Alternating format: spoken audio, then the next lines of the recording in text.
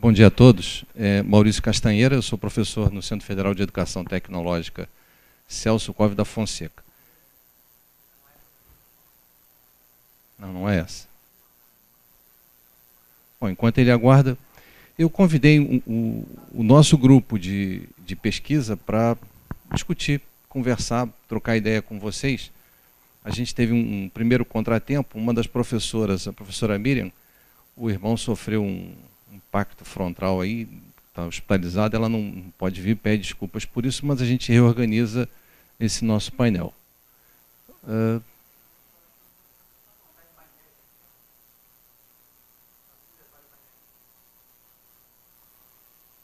00, logo o primeiro lá.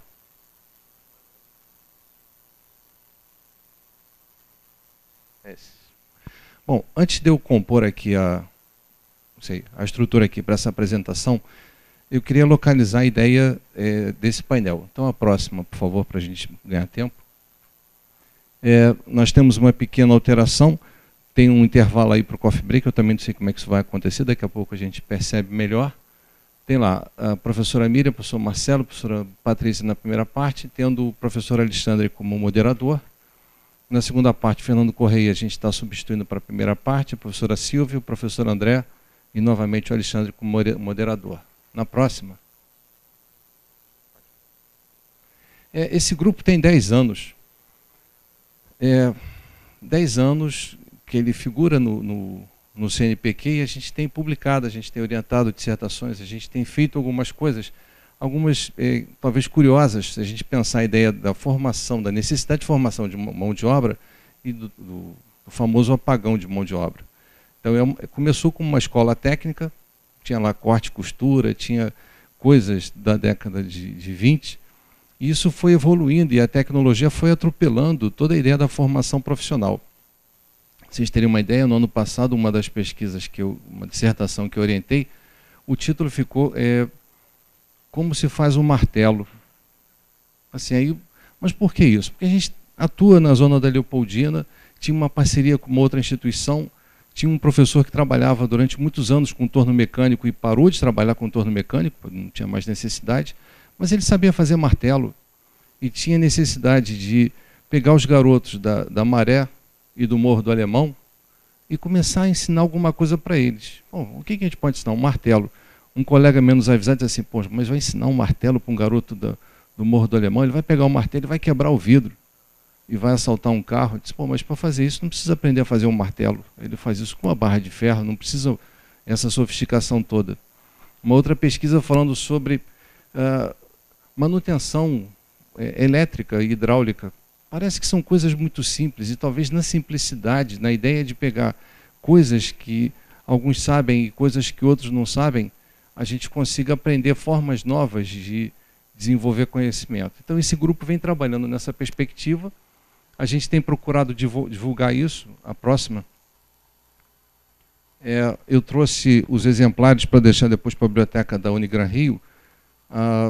Já há algum tempo atrás, a gente tinha inaugurado a publicação na parceria com o professor André, que representa a Publit, Gestão do Conhecimento, Por que e Como, documentar, explicitar e manejar o que sabemos hoje.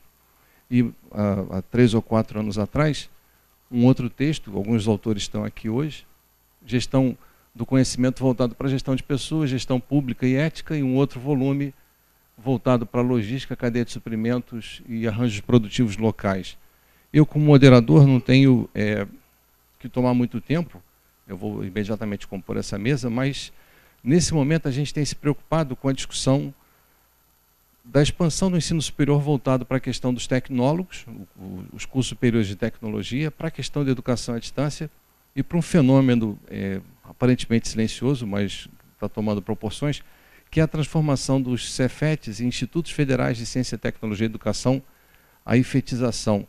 O ensino público no Brasil hoje só toma conta de 20% de toda a necessidade, tem toda a discussão do público e do privado, mas é pela transformação desses Cefetes que a gente tem observado um pouco a discussão dessa formação de mão de obra. Então eu vou fazer assim, vou pedir para o Alexandre ficar como moderador aqui, a gente vai fazendo as perguntas. Vou chamar primeiro o professor Fernando Correia para ocupar o espaço, depois a professora Patrícia, a professora Silvia, o professor Marcelo e o professor André. Vem para cá, vem aqui. Tem 5 lugares, eu contei direitinho. E aí a gente vai conversando. É para ser uma conversa, mas ao mesmo tempo tem esse tom de uma apresentação. Vou pedir ao meu colega para logo a seguir passar mais um slide. E a provocação inicial fica sendo essa, como se fosse uma pessoa que riscou um fósforo e está observando esse fósforo riscado até ele apagar. E depois tenta de novo, e mais uma vez, e uma vez, e tenta descrever isso. E olha, ele já escreveu muita coisa, mas tem a expectativa de escrever mais. Não sei se sobre um fósforo apagado, ou sobre um fósforo se queimando, ou sobre essa experiência repetida até que ele encontre alguma coisa em relação a isso. Então, o que eu propus aos meus colegas foi a questão: como as organizações agregam valor através da inovação, de outra forma, como explicitar, documentar e manejar o que sabemos hoje. Eu vou passar imediatamente a palavra ao professor Fernando. A apresentação dele é 04. Desculpe eu ter falado meio rápido assim, eu não sei também se tem que correr tanto, mas está lá. Eu vou ficar aqui acompanhando, então. É isso, professor. Eu fiz a sua apresentação. Se quiser, pode passar. A ideia dessa minha apresentação é tentar fazer um paralelo entre o sucesso de algumas empresas e as mudanças que talvez a gente tenha que implementar no ensino que a gente tem tradicional, por exemplo, que eu vou dar um caso que a gente tem no Cefet, e ver como esse paralelo fala de inovação e fala de conhecimento também. Por favor, pode mudar o slide aí. Isso aqui é uma frase, eu tinha um diretor que sempre falava o seguinte: a nossa função, essa época eu trabalhava numa área de marketing, ele falava que a nossa função é fazer você comprar o que você não precisa, com dinheiro que você não tem, para provar o que você não é para quem você não gosta. Se você pensar bem, é isso que as empresas fazem isso através do quê? Da inovação. Quando você vai comprar, talvez alguma coisa que você não precise, você vai comprar um modelo novo. Se você olhar, tem algumas empresas, não vou citar nomes agora, que o lançamento de um novo produto já gera uma expectativa no mercado e é um evento. Talvez você não precise daquele modelo novo, o 6, o 7, o 5 que vai sair. O seu 4 talvez já fosse suficiente, não é isso? E você não usa nem todas as funcionalidades dele, mas já gera aquela expectativa, você talvez não precise, não tem o dinheiro e vai comprar no cartão de crédito, que foi uma grande invenção, para provar o que você não é, talvez rico ou bem-sucedido, para quem você não gosta, aquele seu cunhado, né, aquele seu amigo, aquele seu colega de trabalho. E essa é a ideia da inovação. Se você pegar, aí eu peguei as 10 mais do mundo em inovação, você vai olhar lá, você tem a Apple em primeiro lugar, Facebook, Google, a Groupon, e você vai olhar todas elas de alguma forma, a maioria delas ligada à parte de tecnologia, e que mudaram alguns negócios. Você pega, por exemplo, a Netflix, ela mudou um negócio da área de videolocação, né? Você pega a Groupon, ela mudou essa parte de conceito de compra, criando o quê? A ideia das compras coletivas, e isso virou uma febre. Você pega o próprio Facebook, Twitter e outras mais aqui. O que essas empresas têm em comum? O Google, por exemplo, né? O que eles têm em comum? Google, Facebook, a cada dia eles estão criando alguma coisa diferente. Né? E o que isso tem a ver com o ensino? Essas empresas têm sucesso por quê? Porque elas estão fazendo de forma diferente, não é isso? Vamos lá. O que seria a inovação no ensino para mim? O que eu estou tentando colocar aqui agora? Problemas que eu tenho isso, que eu vivo em sala de aula, agora não falando mais do mundo corporativo, mas como professor. O que a gente vê muito nos nossos alunos e que ouve nos corredores e que vê comentários nas redes sociais dos nossos alunos, que às vezes a gente faz parte, é desmotivação em relação a algumas disciplinas. O número de faltas de absenteísmo bastante elevado em algumas vezes. Pouca participação do aluno, a gente ainda está naquele método de só o professor falar e uma pouca interação. Alto percentual de reprovação. Eu tenho um caso que eu vou passar para vocês agora, que eu tenho uma disciplina que é gerenciamento de projetos, em que eu tinha um índice de reprovação de 20%, 30%, dependendo do período, de 35%, que é um grau de reprovação muito alto para uma disciplina que é bastante útil, eu acho, bastante atual, e que deveria envolver mais os alunos. E aí, o que tem a ver isso aí? Vamos lá. A inovação depende só da tecnologia? Como é que a gente pode fazer isso no ensino, né? Não só a tecnologia, mas também o quê? A forma diferente de ensinar. Eu estou botando esse caso Cefet aqui para a gente começar a discutir essa disciplina, como eu falei, gerenciamento de projetos, a relevância dela. Primeiro, era a ideia de você fazer o desenvolvimento de projetos para a comunidade. essa disciplina, como eu tinha colocado antes, ela tem um grau, ou tinha, vamos dizer assim, um grau de reprovação relativamente alto e a pouca participação dos alunos. Outra ideia, levar o conhecimento de dentro dos muros da universidade, da faculdade, da instituição de ensino superior para fora. O grande problema que a gente tem hoje é que o aluno muitas vezes não enxerga a aplicação daquela disciplina, daquele conteúdo no dia a dia. E claro que isso traz para esse aluno o quê? Uma frustração. Esse nosso aluno não é mais o aluno que eu fui. Esse aluno hoje vai para a aula com iPad, ele tem acesso 3G, tá certo? Ele tem toda a informação, talvez até mais do que você. Ele está te checando quando você está falando, ele está com acesso. Se aquilo é verdade ou não, pode ser uma fonte boa ou não, mas ele é muito mais questionador. E ele se desmotiva facilmente se eu também o quê? Não envolvê-lo de uma outra forma. Eu acho que aquele modelo antigo talvez não funcione mais. Então, o que a gente pensou aqui? Os benefícios alcançados, né? O que foi esse projeto antes dos benefícios? A ideia desse gerenciamento de projetos, hoje em dia é uma área que se desenvolve muito e muito rapidamente, que eu acho que é a nova forma de se trabalhar aí, não mais em produção seriada, mas trabalhar por projetos. E é uma disciplina que envolve vários conteúdos, como desde definição de um escopo de um projeto, a gerenciamento do prazo de um projeto, a gerenciamento de custo de um projeto. Ela segue uma metodologia de projetos, uma delas é o próprio PMI, né, que vem do Instituto de Gerenciamento de Projetos, que dá uma metodologia de trabalho. A ideia dessa disciplina é a cada um ou dois encontros passar uma parte dessa metodologia, mas que os alunos eles possam aplicar em projetos. Então, no primeiro encontro, o que a gente está fazendo, o que eu já estou fazendo isso há 3 períodos? Eles têm que buscar projetos que possam ser aplicados fora do Cefet e aplicar esse conteúdo nisso. Então, a cada aula, eles adquirem o conteúdo e aplicam esse conteúdo nesse projeto que foi escolhido no primeiro dia. Então, por exemplo, eu estou com um projeto agora que é o desenvolvimento de não é bem uma rede, né? É acesso digital, quer dizer, a uma comunidade, é colocação de computadores, internet e ensino de alguns pacotes de softwares a uma comunidade. Quer dizer, o que os alunos estão fazendo? Toda a parte de gerenciamento de custos, gerenciamento de tempos, de busca de financiamento, de patrocínio. Quer dizer, eles aplicam todo esse conceito que é passado em sala de aula, em 1, 2 horas lá dentro da sala depois, e fazem isso externamente, trazendo o trabalho, claro, para ser corrigido, mas com uma aplicação. Então, o que a gente consegue com isso? O maior envolvimento desses alunos. Então, os benefícios lá. Um envolvimento bastante grande dos alunos. Eles assimilam melhor esse conteúdo da disciplina, porque quando eu falo de gerenciamento de prazo, olhar na tela e aplicar é uma coisa diferente. Quando eu falo de gerenciamento de orçamento, ele entender o que é um orçamento, quanto ele pode gastar, como é que é esse fluxo de caixa, ele aplicar na prática, fica diferente. Quando ele faz o gerenciamento de um risco de um projeto, porque por mais que um projeto possa parecer simples, todo projeto tem um risco, e ele faz essa quantificação, ele busca entender os riscos, ele cria planos de contingências, planos de resposta, e vivendo isso, né, vivenciando isso. E por último, né, que foi um benefício alcançado, isso para mim como professor, né, é claro que a gente tem os benefícios de trazer esse benefício para a comunidade de projetos que são aplicados com o intuito de não só de ganhar dinheiro, que também não tem nenhuma restrição. Se o aluno tiver um projeto dele para montar um negócio, também é bem-vindo. Mas tem esse projeto também para a comunidade, para a área social. E, por último, a redução, né, do índice de reprovação.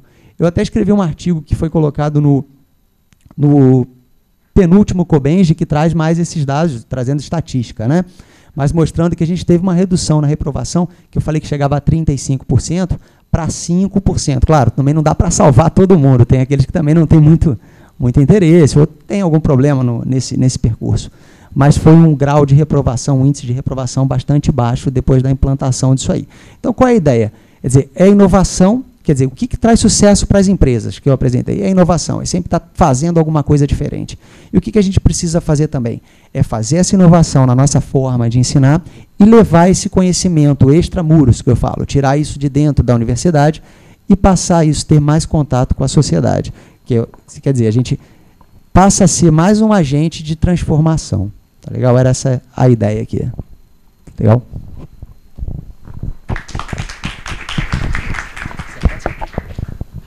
Agora a gente vai para o 02. Vai direto? Não, Marcelo. Está mais ou menos seguindo a ordem. Professor Marcelo Maciel. Eu, para todos eles, coloquei uma apresentação inicial. No caso do professor Fernando, ele é o nosso advogado, engenheiro administrador e é o coordenador de suporte acadêmico do Cefet. Professor Marcelo. Bom dia a todos. Eu não tenho uma formação tão interdisciplinar quanto o professor Fernando, mas também andei por várias áreas. Sou formado em economia, fiz mestrado em administração e concluí um doutorado agora em energia. E tive que arranjar um espaço na escola de administração e negócios para que fizesse pesquisa na minha área que envolve sustentabilidade, problemas ambientais, enfim. Eu fiquei pensando, quando o professor Castanheira me pediu para fazer essa palestra, uma contribuição de gestão de conhecimento, uma relação com sustentabilidade, pensei na minha experiência profissional. Eu fui gerente de comercial da Texaco, empresa de petróleo, durante muitos anos. Eu me lembrei até de um caso agora, de uma empresa de pneus. Eu não vou citar o nome por questões éticas.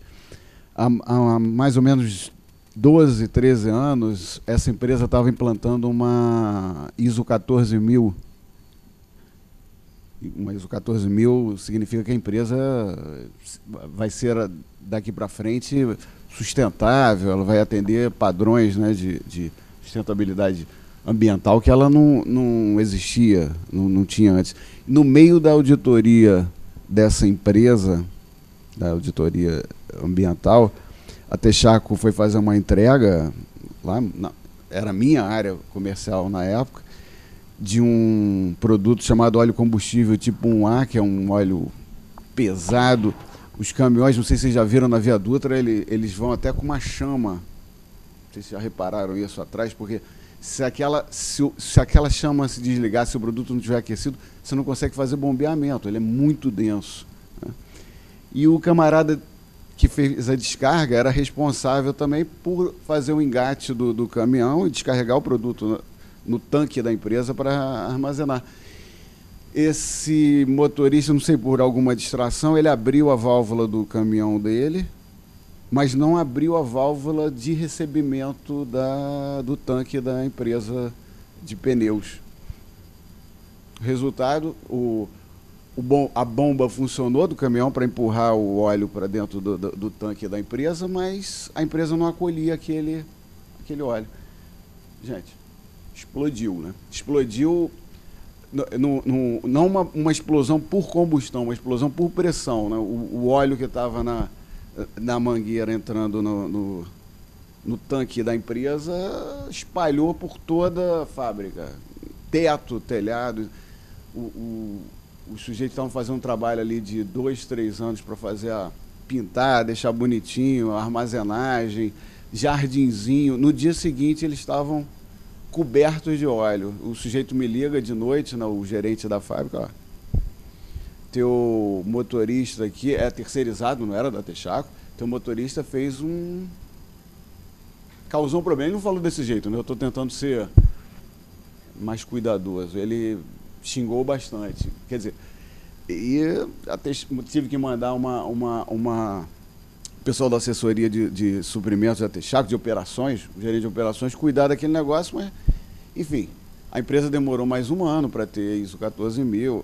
A partir desse evento, a Texaco começou a tentar fazer transformações de conhecimento tácito, né, das experiências que o pessoal de logística, de entrega, de vendas tinha, e tornar isso explícito num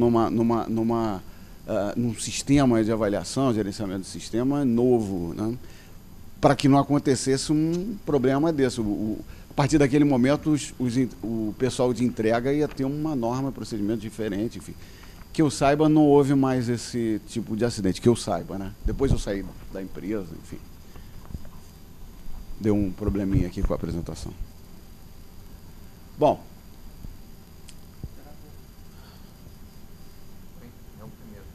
Tem que voltar ali no... Pode passar um. Para inspirar aqui a apresentação, eu coloquei essa frase aqui do dessa novela que os italianos fizeram no início do século XX, né? Falava de uma família que dominava o sul da Itália há muitos anos, e o chefe da família falava que se eles quisessem continuar dominando a Itália, eles precisavam mudar. Parece um contrassenso, né? Para que a gente continue tendo esses benefícios, enfim, continue trabalhando do jeito que a gente trabalha hoje, a gente vai precisar mudar tudo. Parece, ou nós podemos nos inspirar nisso, as empresas também, com relação à questão da sustentabilidade e o papel que a gestão de inovação e conhecimento tem nessa disciplina que, de uns 30 anos para cá, está fazendo mais pressão sobre a sociedade. Ontem eu fui dormir tarde da noite, fiquei preocupado lá com a eleição americana, né? Eu acho que os americanos, mais que nós, mas eu também fiquei preocupado. O professor Castanheira, de vez em quando, ele faz terapia comigo, eu fico preocupado demais, às vezes, com problemas que não me afetam tão diretamente, mas o Partido Republicano, ele tem uma forma de pensar, né, cultural, religiosa, enfim, e em economia, em negócios, que afeta o mundo inteiro, né? Talvez o Obama tenha saído vitorioso ontem por um efeito climático, né? O furacão Sandy passou lá em Nova York e arrasou Nova York, deu uma ajudinha, uma ajudona para o Obama fechar a questão, mas, enfim, os governos têm um papel importante numa nova forma de pensar e formar a opinião das empresas, mas as empresas também têm que dar a contribuição dela, né? As empresas têm que ajudar nessa questão da formação de uma nova maneira de funcionar, trabalhar, para que o meio ambiente não sofra tanto as consequências. Você pode passar, por favor? Bom, eu coloquei esse quadro aqui do professor Nóbrega, achei interessante. Ele está, na verdade, copiando aqui um economista russo chamado Kondratiev, e o Schumpeter, né? Aliás, Schumpeter, falando sobre ciclos de negócio. Eu achei que era pertinente para essa apresentação, porque ele fala de ondas, né, de tecnologia, e a gente pode observar que há um achatamento dos períodos em que a tecnologia sofre grandes mudanças, né? Antes da Revolução Industrial, o primeiro período foi de 60 anos, né, do uso de energia hidráulica. Para ser sincero, eu nem concordo com isso. A energia hidráulica é usada há mais de 5.000 anos na Europa, na Ásia, enfim, mas foi usada com mais intensidade aí num período pré-revolução industrial e durou cerca de 60 anos, enfim, até ser tomado pelo uso das máquinas a vapor, do aço, estradas de ferro, enfim. As ondas vão se encurtando, né, 55 anos. Em 1859 se descobre petróleo, se descobre como usar o petróleo na Pensilvânia. O coronel Drake começa a comercializar petróleo e a destilar petróleo para fazer querosene, né, um iluminante, né, a nova luz. E em 1883, mais ou menos, o Edison usa a eletricidade para fazer a iluminação. Isso aí começa o que alguns teóricos em economia e administração chamam de segunda revolução industrial, né? O uso de produtos químicos, de motores a combustão interna, com fornecimento, uma energia primária vinda do petróleo, e o uso de eletricidade. Essa onda durou 50 anos, as ondas estão se encurtando, né? A partir de 1950, o uso de petroquímicos, agora a aviação, a eletrônica, né, que ganhou impulso na Segunda Guerra Mundial, a invenção do computador, a válvula, que os ingleses fizeram para se defender dos ataques alemães, já começa a fazer efeito. a quarta onda começa e, segundo os nossos colegas, dura 40 anos, até 1990, mais ou menos. Pelo menos para os europeus, japoneses e americanos, né? Aqui talvez um pouco mais. Começam, então, as redes digitais, software, novas mídias, enfim. Mais 30 anos. Né? Isso também é uma estimativa, né, gente? 2020, há uma preocupação do que vai acontecer agora nesses próximos anos. Quanto tempo vai durar essa quinta onda? Ok. Bom, embora haja essa preocupação com esses ciclos de negócio, ciclos econômicos, enfim, existe um conceito novo nesse pensamento econômico e de negócio, que é o conceito de ecoeficiência, né? Informação, tratamento de informação, tecnologia de informação, tratamento de dados, gestão de conhecimento, isso tudo vai fazer parte de um conceito maior de ecoeficiência. As empresas não têm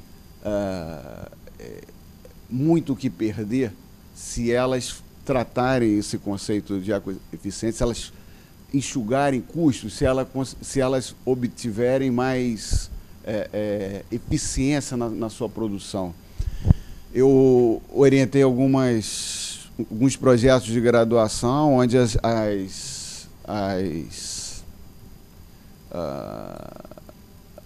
os alunos já estão interessados em usar a estratégia de sustentabilidade, estão querendo fazer análise, projetos da Natura, Globo, enfim, que usam técnica de ecoeficiência. Professor, estou com pouco tempo, é isso? Só um minuto? Puxa, tá bom. Então, vamos avançar mais um pouco. Esse dado do VADA, ele coloca que a vantagem competitiva sustentável é um conhecimento que detém a eficiência e usa informações na velocidade com que realiza inovações a partir desse dado. Quer dizer, as empresas que usam ecoeficiência obtêm vantagem competitiva de alguma forma. Como eu estou apertado, eu queria que fosse para o último slide. Esse. O professor Castanheira gosta do cartunista Quino, eu fiz uma homenagem a ele, ao Quino também. Assim, um último slide de reflexão, o Quino fez esse aí, o modo como a gente pensava até, pelo menos nos anos 80, de realizar um progresso, entre aspas, a qualquer custo, não funciona mais, né? Para o futuro, a gente vai ter que repensar as relações que a gente tem com o ambiente e as empresas, de uma forma ou de outra, acabam obtendo vantagem competitiva no negócio. Elas se organizam melhor, elas gerenciam melhor os seus custos, enfim, e seguem adiante. Ok. Professor. O professor Marcelo não falou, mas ele também contribui muito com o grupo, pensando alternativas à questão do transporte. Ele é um dos críticos, talvez, da questão do uso do automóvel como meio de locomoção individual. Depois a gente até pode, se sobrar tempo aí, uma provocação mais à frente. Eu vou convidar agora a professora Patrícia, o 03. A professora Patrícia chegou a esse grupo há pouco tempo, mas a gente já se conhece há bastante tempo, e ela tem uma trajetória curiosa, porque ela já passou pela Unigran Rio, e a gente fez questão de convidá-la, porque ela é uma educadora, é uma pessoa que está vivendo a realidade da extensão, por exemplo, e tem uma experiência curiosa para trazer justamente sobre a Unigran Rio. Professora Patrícia, eu estou marcando um pouquinho o tempo aqui para a gente não se atrapalhar demais. Eu vou descer para ficar aqui pertinho, né? Maurício me instiga muito. Eu fui sentada aqui vendo as apresentações anteriores, eu falei, você veio aqui para operar minha cabeça ou para melhorar um pouquinho? Né? O que eu ando questionando. Então, na verdade, essa área, né, de empresa, ela vem me cutucando já há algum tempo, apesar de eu ser da área de educação. Esse ano eu já tive vários trabalhos aprovados nessas áreas de vocês, né, da área de administração, até me surpreendi, mas porque eu venho falando na questão da gestão na área educacional. Então, eu vou trazer um pouquinho para vocês. Esse é um pouquinho da história, mas muito pouquinho, né, Maurício? A gente tem coisas do dia a dia que são mais importantes. Vamos lá? Então, eu trabalhei um pouco questões sobre a cultura dentro da universidade e a gestão das políticas públicas, nosso governo e alguns governos anteriores, que fundaram, né, toda a proposta educativa. Isso na área de gestão universitária. E, a partir daí, eu comecei a entender que, associando os processos dentro da própria empresa, no caso, empresa educacional, que nasceu tudo quando eu trabalhei na Unigran Rio, e a partir de 2005. E aí dei continuidade a esse estudo, e até hoje, dentro da FATEC, eu ainda trabalho com isso. Vou dar alguns exemplos para vocês. Eu falo demais e vou tentar correr, senão daqui a pouco eu só tenho 1 minuto, igual o Marcelo. Vamos lá. Então, eu trabalho com... volta o slide anterior, tem um antes. A gestão e produção de conhecimento e as inovações experienciadas na universidade por meio do entendimento da cultura como centralidade na realização da formação acadêmica e tecnológica. Olha que palavrão, né?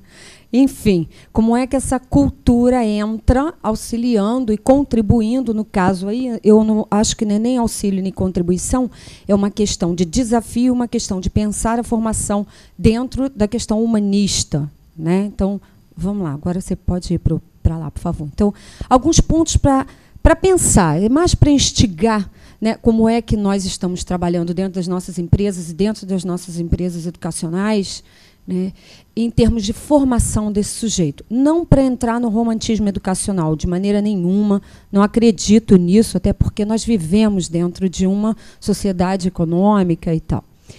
Mas, nessas vivências cotidianas, dentro da Unigran Rio, da FATEC, é uma trajetória longa, e também em outras universidades nas quais eu participo já há 15 anos e venho fazendo esse trabalho também. O princípio é: a expressão cultural é essencial para o desenvolvimento das aptidões criativas, as quais são suscetíveis de serem transferidas para múltiplos contextos de índole profissional. Onde é que a cultura enviesa com a formação e qual é a convergência, né, na área educacional e na área em que nós atuamos no mercado de trabalho, nas nossas empresas, nossa profissão? Como é que a gente desdobra na nossa profissão essa convergência, né?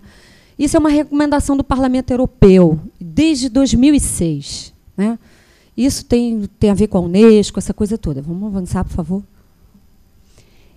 Então, eu trouxe alguns pontos, na verdade, só 2. Né? Tem outros aí, mas a gente pode se aprofundar em um outro momento, fazer um debate.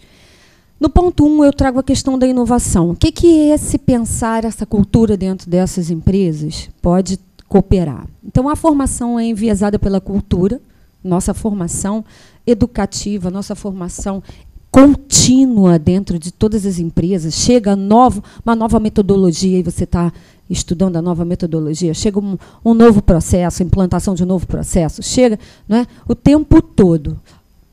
Então, ela é enviesada pela cultura, e os novos mapas sociais são locos de pesquisa nessas universidades e intervenção na sociedade. De alguma maneira, isso vai repercutir na ponta do processo. Eu costumo dizer aos meus alunos, né, só para dar um mapeamento para vocês, eu, trabalhando na FATEC, eu trabalho com formação de professores de todas as áreas. Desde os tecnólogos, né, até o ensino médio, até os professores da pedagogia, direito, administração, né, engenharias, algumas turmas de engenharia. Então, a questão da formação perpassando pela cultura, eu entendo que o final dele tem que dar um resultado na sociedade, na execução, né, na área da profissão, né, o desdobramento. E são criadores de novas tecnologias e produtos, sempre. Por exemplo, eu tenho agora uma turma muito instigante, que ela é multidisciplinar. Então, tem de tudo dentro da sala na hora de formação de professores. Tem gente da culinária, tem engenheiro, tem arquiteto, tem informática, tem de tudo. E eles querem sempre conversar sobre isso. Mas meu aluno trouxe isso assim, mas o que a instituição optou como política, né, da centralidade da formação desse sujeito? e aí todo o desdobramento dentro da profissão. Mas agiu desse jeito, age daquele outro, agiu por quê? E vamos analisar, então, essa institucionalização política nos seus processos mesmo de desenvolvimento dos quais nós startamos, né? Processos analíticos, processos instituídos com desenvolvimento que, ao final, lá na ponta, o resultado tem que ser na profissão, né? Do desdobramento da compreensão da profissão articulada, pensando uma sociedade melhor, mais justa. Né? E gera produto. Eu tenho artigos de aluno. Nós vamos fazer agora, numa disciplina, a publicação de um livro de artigos só sobre essas questões, né? E relacionamento e conhecimento dos sujeitos envolvidos. Bom, isso opera nas bases de constantes relações e interações que constituem aprendizagens. Da politização. Não tem jeito. Não dá para pensar cultura, não dá para pensar profissão se não tiver uma postura política, mesmo que ela esteja inserida na sociedade. Aí não tem muito com o que o Marcelo falou. Partidos políticos impactam diretamente nas nossas propostas, né, empresariais e, como ele colocou, mais das empresas, mas como também de toda uma organização social, né? E da profissionalização. Como é que eu levo isso para o meu dia a dia, né, como condição ampliada num compromisso social respectivo cidadão? Vamos lá. No ponto 2, bom, aí então a inovação estaria justamente aí. Como é que nós vimos trabalhando essa cultura como formação e como é que ela permanece no seu desdobramento profissional nos nossos locos, né? Não tem como. Vai haver um reflexo. E como é que esse reflexo se coloca? A outra questão é a questão da gestão. Bom, a cultura é uma produção, nos diz Hall, né, que ultrapassa os limites da geopolítica e da economia, possuindo um papel estratégico dentro de uma nova ordem social mais justa, plural, democrática, como projeto de nação. Tem uma duplicidade nessa fala de Hall, eu costumo ler dessa maneira. Não só, né, como um projeto de nação, como uma proposta, né, e todos nós, sujeitos, estaremos envolvidos nela, mas como também não tentar entrar, né, no politicamente correto. 1 minuto? 3. O politicamente correto, que às vezes também não é a postura que nós temos que ter em função da nossa realização profissional, né, das nossas ações. O desafio seria, então, introduzir uma reflexão nas ações universitárias a partir das condições administrativas, organizativas e executivas. E eu estudei cada processo desse, né? Como sai a política, como se estabelece a política e quais os processos criados, as formas de execução e o desdobramento das ações. Isso em percentuais, né? Vamos ver qual o atingimento, como foi atingido e de que maneira, qual foi a criatividade, qual o produto que surgiu. E aí os produtos foram vários, novas metodologias, né? Bom, e seria, então, essa cultura constituída num viés contribuidor da formação profissional. Eu questiono, então, qual é o caminho de interlocução que converge cultura, tecnologia e profissionalização? Vamos lá, estou acabando já, Maurício, 1 minutinho. Vamos? Bom, na Unigran Rio eu comecei com essas ações, né? A cultura como expressão da Unigran Rio a partir dessa política. A política na cultura, no setor cultural dentro da Unigran Rio era construir ações que possibilitem a formação de competências essenciais ao longo da vida por meio da vivência cultural e, em destaque, a sensibilidade e expressões culturais. Então, eu criei vários processos, fizemos um planejamento estratégico, né? O Fernando está aqui. Fizemos um planejamento estratégico, em cima dele nós criamos uma metodologia específica para desenvolvimento da cultura e desdobramento em projetos, e esses projetos, as ações, reunindo toda a universidade em todos os setores. Tivemos que criar também um sistema informatizado para atender a todos os setores da Unigran Rio, foi muito interessante. Clica, por favor. Ali eu só trouxe para mostrar para vocês, pode clicar, por favor. A cultura, ela acabou, né, se desdobrando em programas e projetos, concursos, portfólio, ações e os meios que nós utilizamos. Vamos lá? Mais um, por favor, para concluir. Concluindo, então, essa trajetória de investigação, registro, né, me trouxe muito prazer em trabalhar com novos produtos, né, com novas metodologias implantadas nessas organizações educacionais que hoje trabalho. E na FAITEC eu venho desenvolvendo este projeto. Por quê? Porque na Fitec, como cultura, não se fala muito. As empresas, normalmente, trabalham a cultura organizacional, mas a cultura organizacional voltada, né, para o entendimento do sujeito e o comportamento do sujeito, o comportamento institucionalizado.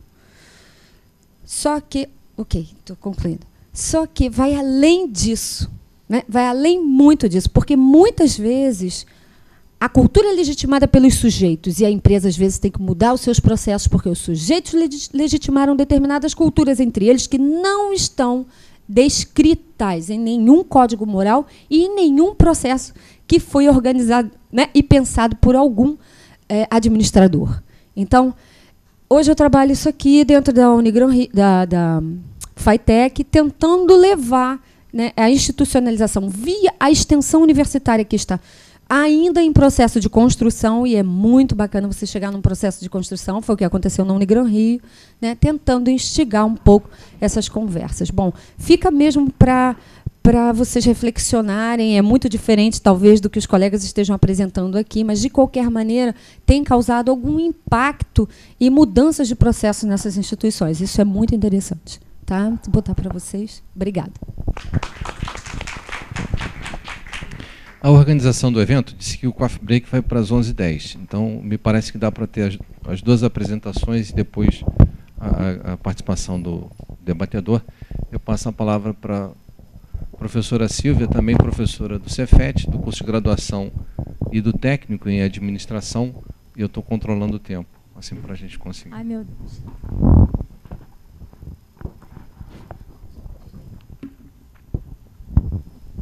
Alô?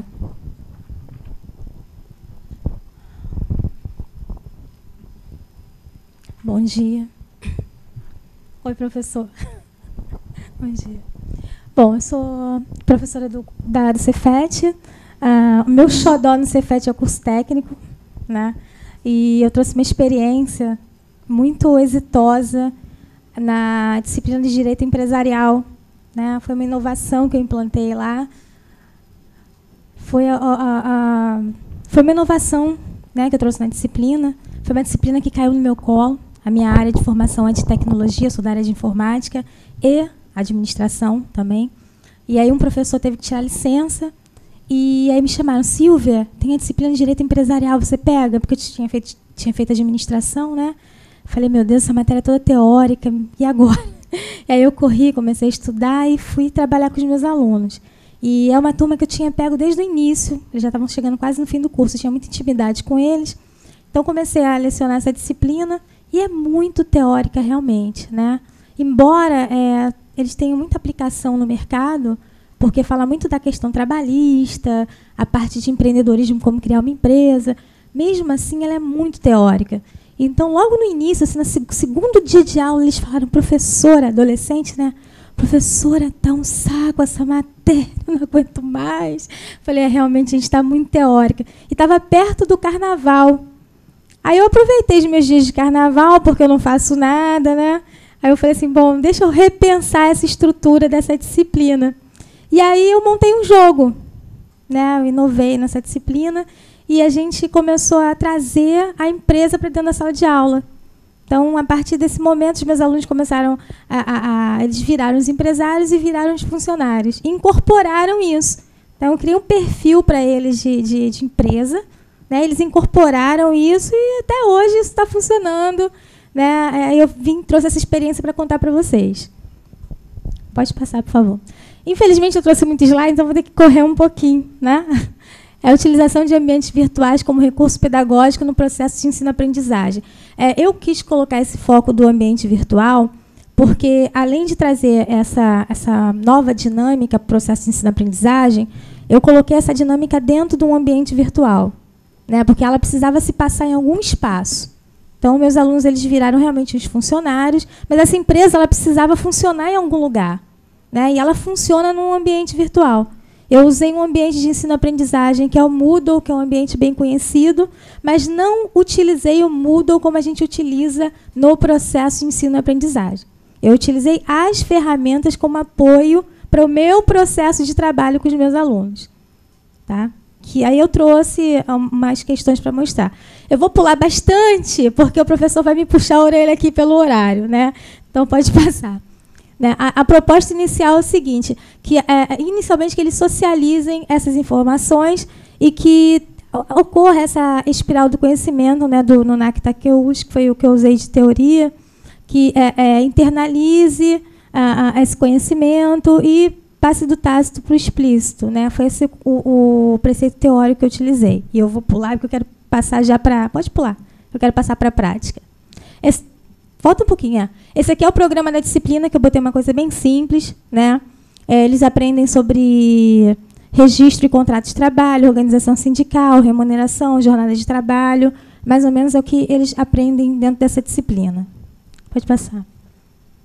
Bom, a dinâmica é essa. Eles vão adquirir informação, interpretar essas informações e aplicar a informação. Essas são as etapas. Primeiro tem um cenário inicial, onde eu defino os perfis, né? Então, eu separo um grupo de alunos e crio a empresa. Então, 5, 6 alunos viram empresários. Eles têm que sentar, discutir qual é a atividade de fim da empresa, abrir empresa, ver como é que é o contrato, alvará, me dizer qual o espaço que eles vão utilizar, endereço. Tem que criar tudo como se fosse uma empresa real. E tem que correr atrás. Aí chega no final, eles falam, nossa, mas é tanto papel, mas é tanta burocracia. É assim mesmo. Né? Então, ao invés de eu chegar lá na sala e ficar falando como é que se faz, é eles que vão atrás procurar, e depois de procurar, eles vão passar para a turma a dificuldade que tiveram de encontrar isso tudo. O restante da turma são os funcionários. Aí, os funcionários, o que eu faço? Eu dou um perfil para cada um, são os avatares. Né? Então, um é casado, o outro é solteiro, tem tantos filhos, tem ensino superior. E o engraçado é que eles incorporam de verdade. Né? Semestre passado, engraçado, que a turma inteira foi embora, aí uma menina ficou, aí veio e falou, professora, posso fazer um pedido? Fala, meu filho, me dá um filho, somzinho.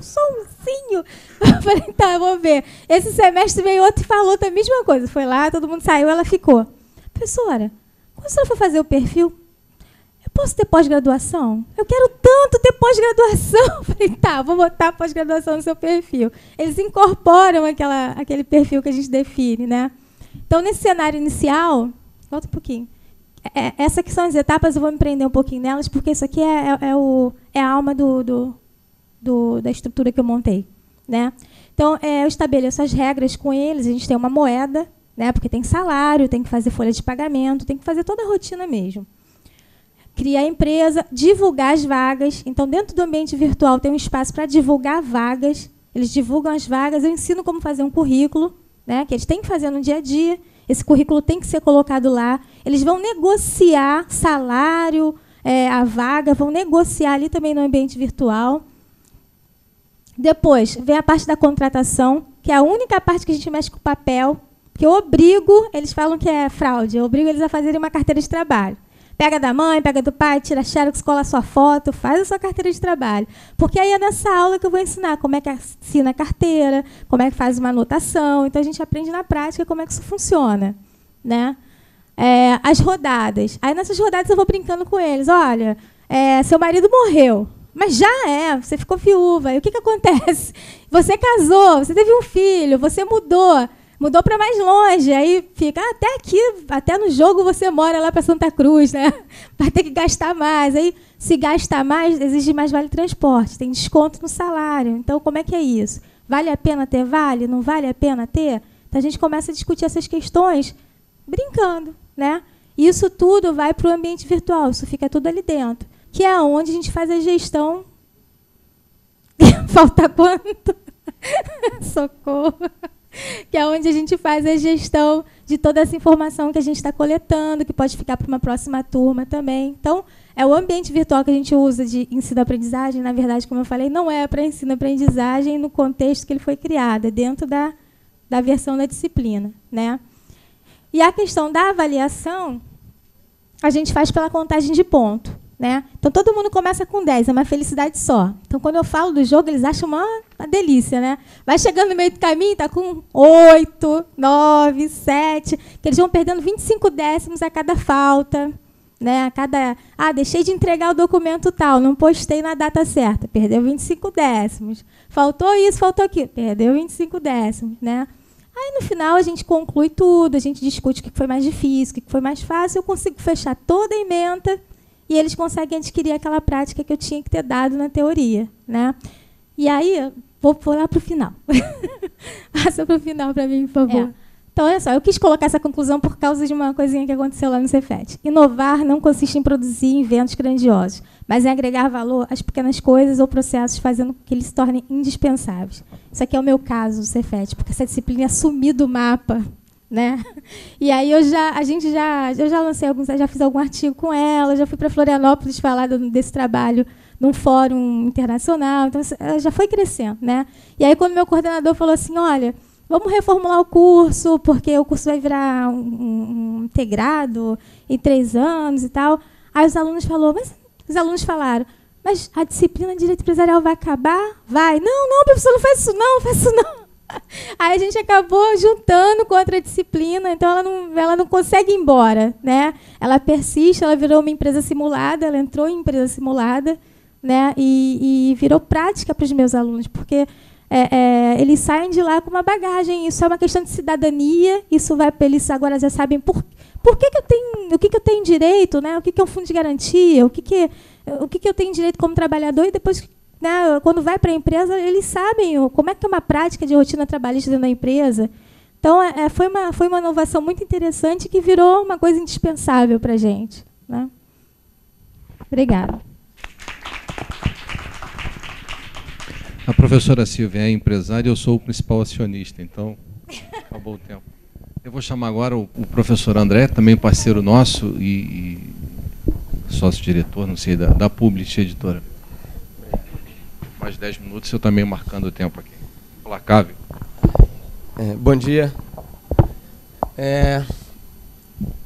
Eu vou conversar um pouco com vocês hoje sobre gestão do conhecimento em startups. Para começar, a gente tem que definir o que é uma startup. Uma startup é algo bem diferente de simplesmente uma pequena empresa.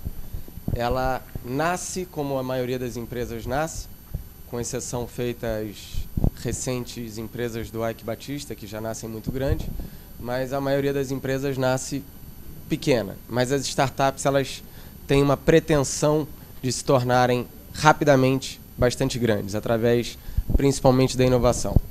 E a provocação aqui é, por que não, também da gestão do conhecimento e como a gente pode inserir esse tema da gestão do conhecimento dentro da agenda das startups. Eu queria pedir ajuda para vocês. Eu vou pegar emprestado o slide do Fernando, professor Fernando, em que ele fala das 10 mais de inovação, que me trouxe uma reflexão que eu queria dividir com vocês.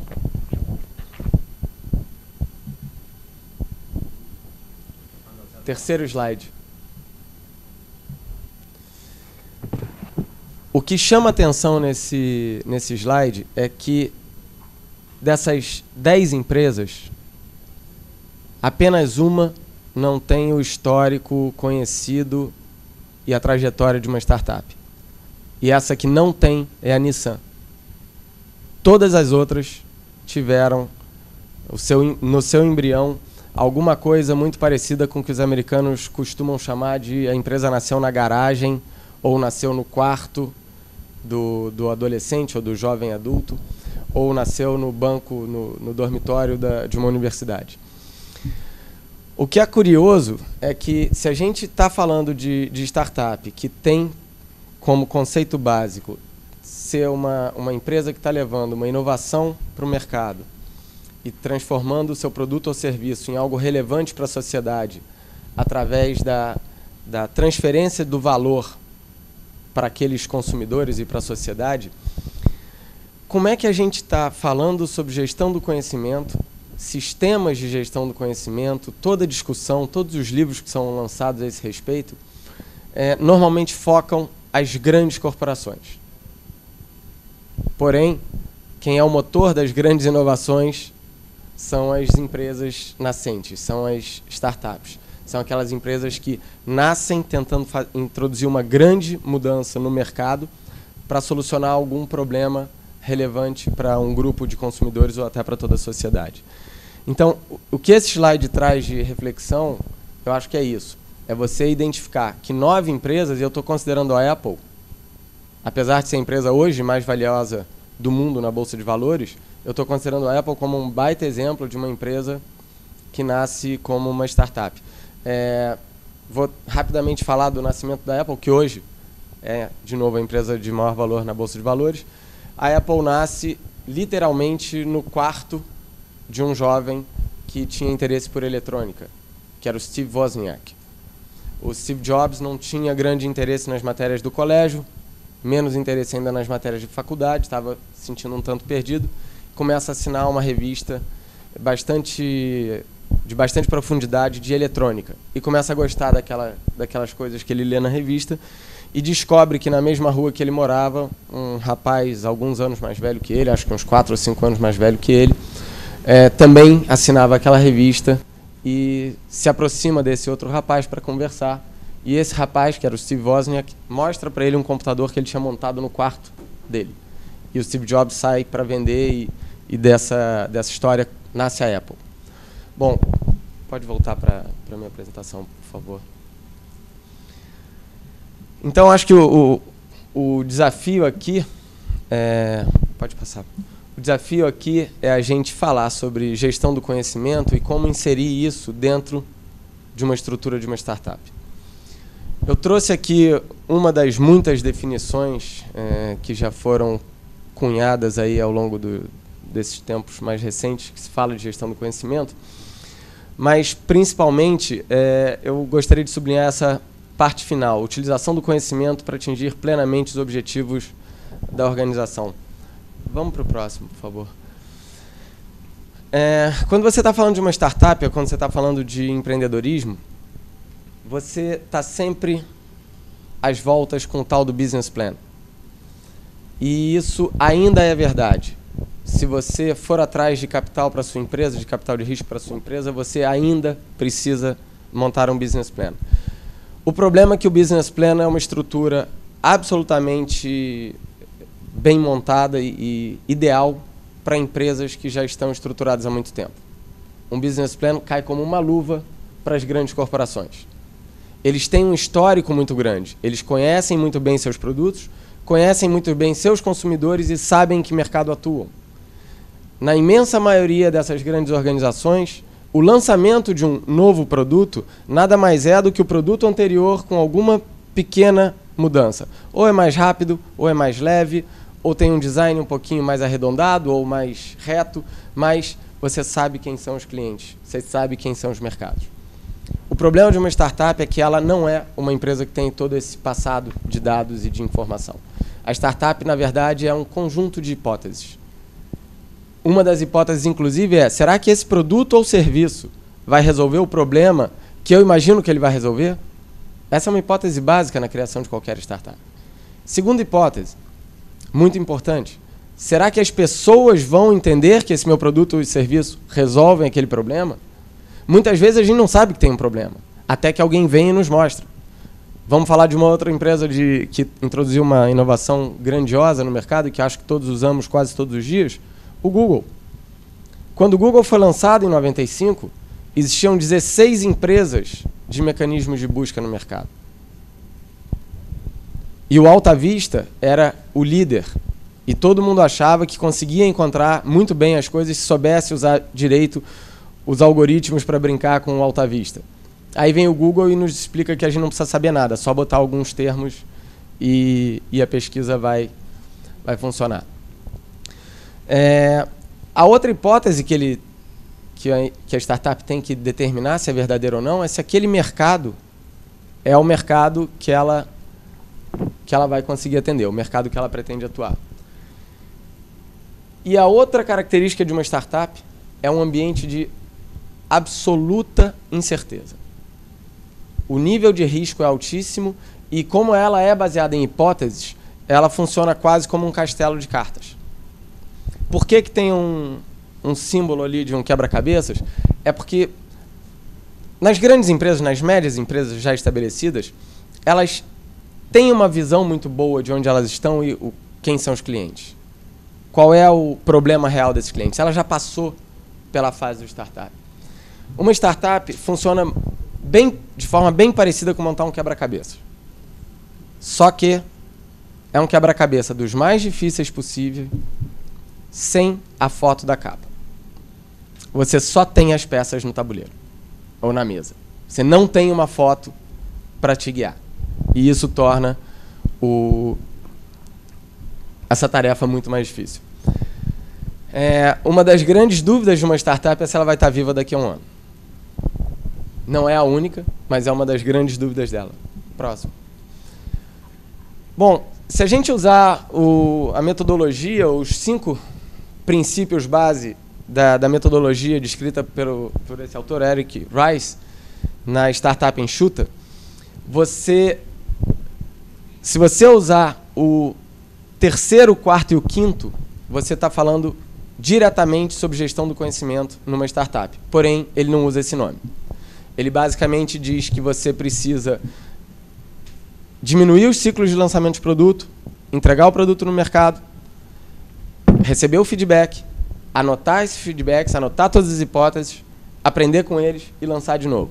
O que ele diz é que a metodologia de gestão de projeto aplicada numa grande empresa, em que você tem 1 ano e meio para entregar o produto, no orçamento correto e no prazo correto, entregando as funcionalidades previstas, não se aplica a uma startup. Porque de nada adianta você investir 1 ano e meio se no final das contas você ainda não sabe se seu cliente quer aquilo. Então ele sugere a utilização de um produto minimamente viável para jogar no mercado o mais rápido possível, testar a reação e a partir daí fazer várias iterações para melhorar o produto, o serviço e aí construir sim a empresa. Bom, esse aí é um ciclo que um outro autor que se baseia na Startup Enxuta busca, que também fala muito de gestão do conhecimento, porque todo esse processo de uma startup é um processo de descoberta e de gestão do que você está aprendendo. O objetivo naquela primeira fase de descoberta do cliente é você fazer vários ciclos, várias iterações para poder aprender e, com isso, melhorar seu produto e serviço. Bom, pessoal, a ideia era jogar para vocês uma reflexão, inclusive de o que eu considero um quase paradoxo, que é a gestão do conhecimento está sempre sendo comentado do lado empresarial para grandes, enormes empresas, quando as que mais usam isso no dia a dia, sob essa ótica, seriam as startups. Obrigado. O professor André não quis, talvez por modéstia, falar, mas ele é um desses empreendedores que toca uma editora aí, já passou mais de 1 ano aí sobrevivendo. Eu vou pedir agora ao nosso colega, professor Alexandre Valadão, também administrador, mestre pela Universidade Federal do Rio de Janeiro, que atue aí como debatedor, que encaminhe questões, pode ser até para você mesmo, não precisa responder para ninguém. Sei lá. Muita coisa veio à minha mente quando apareceram essas apresentações, esses slides. Eu procurei buscar algo em comum entre eles, e acho que a questão do comportamento e modelo mental apareceu muito forte, né? Tanto no do Fernando como todos os outros. E aí a provocação ou a reflexão que eu proponho é relacionado ao modelo mental, né? Até me lembrei a questão da imagem do fósforo, me lembrei da época que eu fiz a graduação e você foi meu orientador e você me propôs, né, foi algo muito forte que ficou marcado na minha memória. Pois se você não conseguir falar o seu trabalho, o seu projeto final, enquanto você está acendendo esse fósforo aqui, até ele acabar, então você não está preparado, você não vai apresentar. Então isso marcou muito forte e eu procuro, como pesquisador, achar os padrões, achar as sínteses, achar coisas que promovam essa reflexão. E aí a gente tem exemplos de sucesso, né? O trabalho da Silvia é muito interessante, porque a gente procura mudar o comportamento, a gente procura mudar também a ideia do papel que a gente tem como professor. Então, a gente procura que os alunos mudem o modelo mental deles para serem mais inovadores e mais empreendedores. Então, eu proponho para a mesa falar sobre como mudar o modelo mental. Então, eu acho que a Silvia tem um exemplo muito forte, que ela muda o comportamento dos alunos, eles se tornam mais participativos. O Fernando também apresentou, todos têm isso no trabalho como professores. Essa é a minha proposta. Posso começar? Bom, eu percebo que os alunos eles já estão ávidos por essa mudança vinda por parte da gente, né? Na verdade, a gente, quando estala o dedo, eles já estão mudando. Parece que eles já procuram isso, eles já propõem essa mudança. Esse semestre, quando eu entrei na sala de aula, e eu peguei a turma que estudou comigo essa disciplina no semestre passado, eles olharam para mim e falaram assim, e agora, professora? Eu fui falar de outra disciplina que não tinha nada a ver, né? Eu estava dando aula de sistema de informação e gestão, que é a minha área, informática. E eles, e agora? Vamos fazer uma coisa nova? O que a gente vai fazer de diferente? Né? Vamos fazer então, vamos lá. Né? Eu propus a eles um desafio, vamos produzir artigos agora. E eles são do técnico. Né? No semestre passado eu peguei e teve um grupo de alunos do técnico que produziu um artigo com 16 páginas, muito bom, né? com referência, muito bem feito. Eu acompanhei durante toda a greve. A gente ficou conversando pelo Facebook durante a greve, produzindo artigo. Aluno do curso técnico do Cefet de administração. Então, eles já estão querendo essa mudança. Eu acho que a instituição é que tem muita dificuldade de promover. Né? Basta a gente... Dá muito trabalho também, porque dá muito trabalho fazer essa mudança. Né? Foi quando eu conversei com eles. Eu falei, olha, para eu acompanhar esse trabalho de vocês, às vezes eu não durmo, eu fico aqui lendo, vendo coisas de vocês, conversando. Tem noites que eu estou até meia-noite, 1h no Face com aluno, batendo papo de trabalho, né? Então isso dá muito trabalho, essa mudança, mas eles já estão, né? Já estão com raras exceções, né? Pelo menos eu vejo isso. Eu gosto muito desses alunos que vêm lá do técnico, que eu já percebo neles isso. Né? É um aluno meio multimídia. Eles já fazem sim, umas 3 coisas ao mesmo tempo. Na graduação, eu percebo um pouco mais de conservadorismo. Eu não sei se é porque eles já estão na empresa e a própria empresa já pede deles assim, um pouquinho mais de conservadorismo. Né? E o aluno no técnico, como ele está mais solto ainda, ele ainda não tem essa questão da empresa que está aprendendo, ele está muito... Quero ver coisa nova, né? Ele te propõe, ele te provoca. Eu me sinto provocada. Eu chego na sala de aula e me sinto provocada. Então, não é muito difícil. Eu me sinto mais dificuldade na graduação dessa mudança do que nos alunos do técnico. Né? Mais alguém? Eu vou perguntar se na plateia alguém quer dirigir algum comentário, alguma questão. A gente ainda tem um pouquinho de tempo. Você fala, será que a gente escuta? Então precisa para gravar aqui. Vamos lá.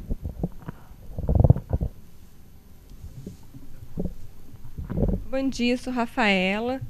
Eu trabalho na ANAC e estou aqui, né, por conta do colóquio de gestão do conhecimento e ouvindo um pouco, esse não é o meu meio, né, que é o meio acadêmico, apesar de eu ter bastante afinidade, todos nós passamos pela academia em algum momento, então...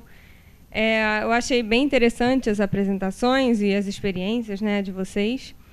E aí eu queria, primeiro, parabenizar aí as iniciativas, né, que foram bem-sucedidas e tudo, e fazer um outro questionamento. Né? Eu me colocando assim na posição de aluna,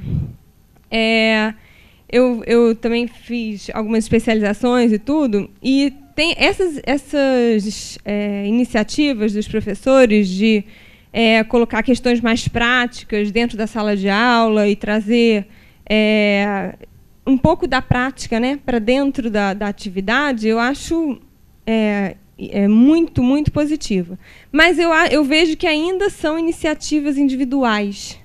E quando a gente vai para o mundo corporativo, a gente essencialmente precisa trabalhar em equipe. E eu não vejo os professores trabalhando em equipe.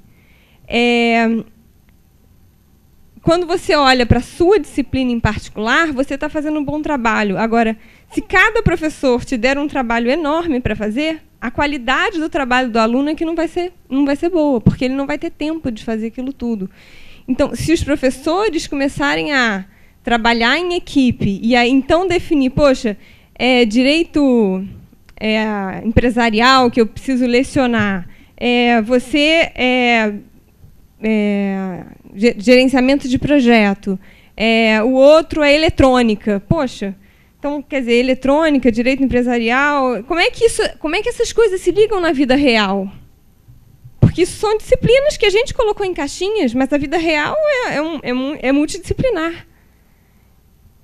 Então, o meu questionamento é, como é que vocês estão se preparando como professores para fazer esse trabalho realmente em equipe? Porque eu vejo os professores trabalhando muito individualmente.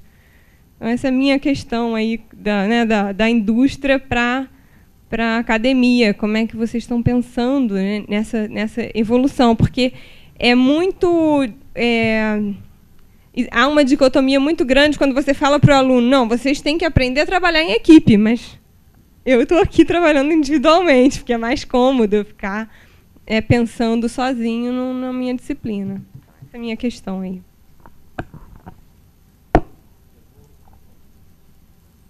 Sem perguntar aos meus colegas, bom, quer acrescentar? Bom. É porque está gravando, aí precisa do microfone. Meu nome é Josi, eu sou professor da Unicranri. Achei muito interessante essa colocação dela, porque a gente percebe que na prática mesmo o que está ocorrendo é isso, né? Eu ontem, quando participei aqui, eu chamei a atenção para a dificuldade que os professores têm de conversar entre si. Você faz reuniões de departamento para discutir uma série de problemas, menos os problemas relacionados com o aprendizado, né? Você chamou atenção para esses aspectos. Quer dizer, quando que esses professores vão se dar conta que é importante essa reunião, essa discussão sobre até onde vai o conteúdo daquelas disciplinas que eles estão discutindo, né? E como é que essas coisas estão relacionadas, porque senão fica, um vem e fala de uma coisa, outro fala de outra e tudo mais, e aquilo não consegue fechar. E para o aluno, ele hoje percebe isso. Na verdade, o que você estava colocando, já existem pesquisas que mostram que o aluno não suporta mais esse tipo de aula que está tendo hoje. Você tem um aluno diferente, um aluno que é completamente diferente do aluno de 20 anos atrás, e para ir para uma sala de aula, para essa experiência, é um negócio que é um sacrifício muito grande para ele. Então, realmente, os professores precisam conversar mais, trocar ideias e trabalhar com métodos voltados para o aprendizado e não para a sua satisfação intelectual de levar um assunto para ser discutido com aquela ideia de que ele vai transferir conhecimento. Você não transfere conhecimento para ninguém. Você tem que convidar os alunos a participarem desse processo de aprendizado. Eu estou muito feliz porque agora mesmo acabou de sair lá o resultado da eleição nos Estados Unidos e eu, como estudei em Harvard, para vocês verem a diferença. Tem 2 candidatos, todos 2 ex-alunos de Harvard, né? Um se transformou no maior empresário, lá é um empresário fantástico, o outro tem um lado humanístico muito forte, mas todos 2 foram alunos de uma universidade que está baseada nesse aprendizado ativo. Quer dizer, o tempo todo a gente trabalha com casos. É a forma que você encontra de aproximar a teoria da prática, levar para dentro da sala de aula esses trabalhos em grupo, onde os alunos já começam a trabalhar essa questão da equipe, né?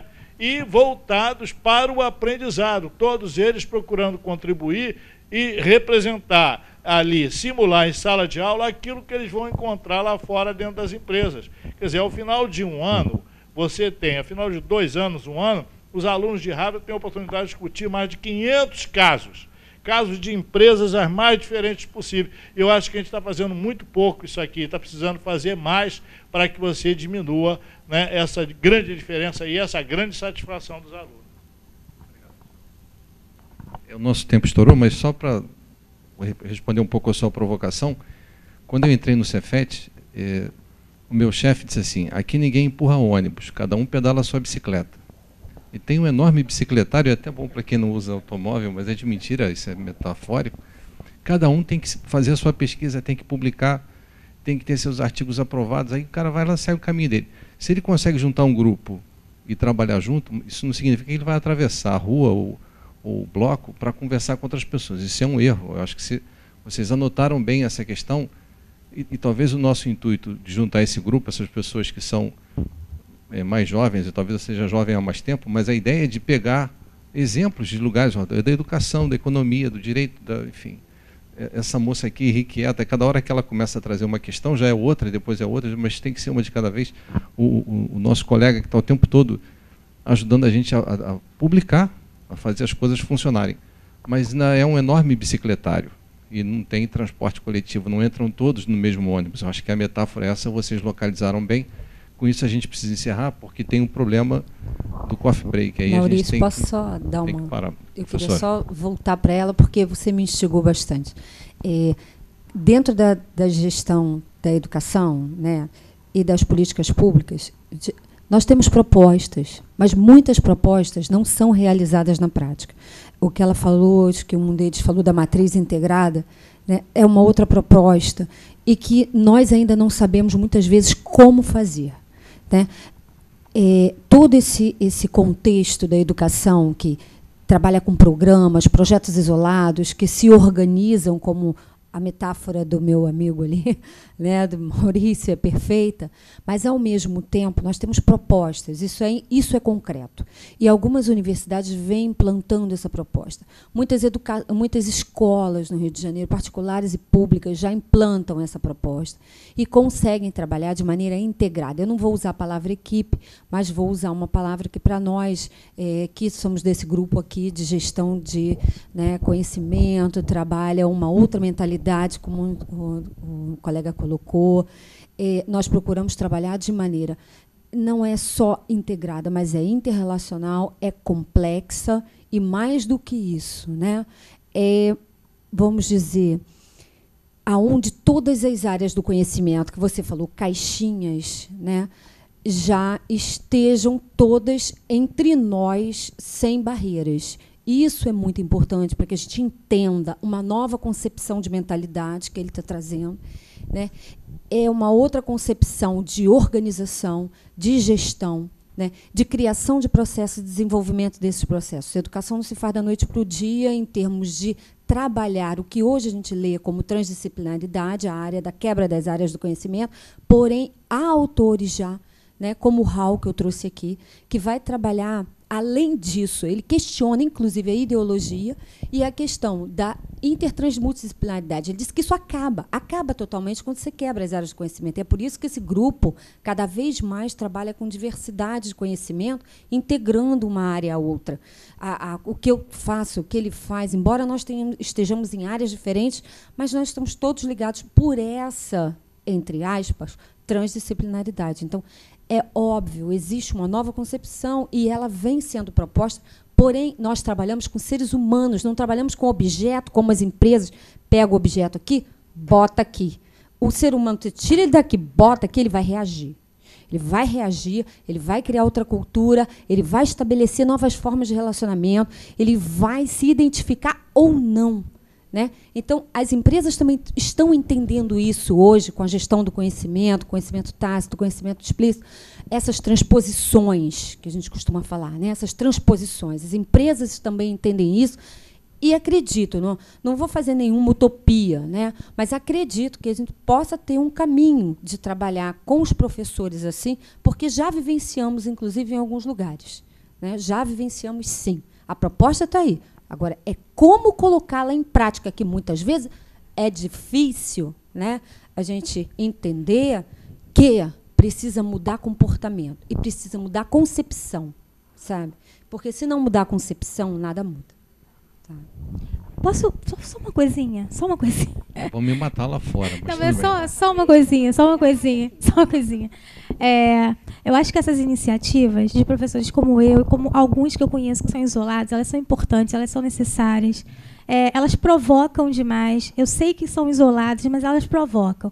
E aí um exemplo que eu queria dar, por exemplo, sexta-feira, né? Vocês estão na quinta-feira, o último dia que eu saí da escola, eu saí muito tarde.